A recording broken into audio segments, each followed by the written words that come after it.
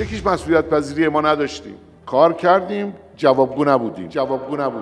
ما ثمره کارمون این شده که امروز دوستان نگران باشن. اگر بگم من بحران حقوق دارم غلطه. باید بگم بحران مدیریت، چون پذیرفتم با این حقوق زندگیمو تأمین بکنم. ما همینقدر آب بیشتر نداریم. دفاع لازم نیست اصلا. مشکل هست. داریم همون میبینیم. تو 8 میلیون اراضی آبی 1 میلیون چاه داریم.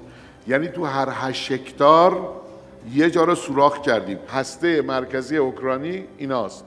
یکیش مسئولیت پذیری ما نداشتیم. کار کردیم، جوابگو نبودیم. ما مشارکت رو جدی نگرفتیم.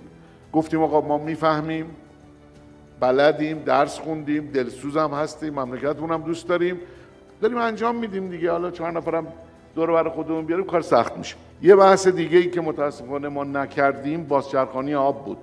یه استاد از ژاپن اومده بود، همش در مورد آب کشاورزی صحبت میکرد.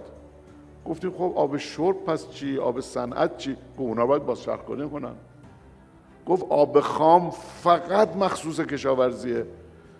گفت توی اروپا که بارندگیشون بالا 800 میلیمتره اینا تا 30 بار آب رو بازچرخانی میکنن.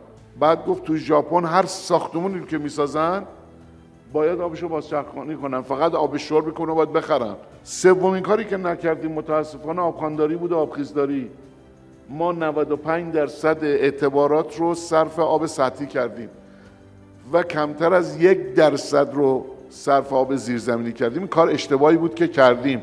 من مطالعات بوکرز رو میخوندم، خیلی جالبه، مال 55 سال پیشه. گفته ما کل جمعیتی که میتونیم تو ایران داشته باشیم 50 میلیونه که 25 میلیونش باید کجا مستقر بشن؟ در سواحل مکران. یه فرض دومی رو هم گذاشت، گفت یا غلات یا گوشت، یکی از اینا رو باید انتخاب کنید.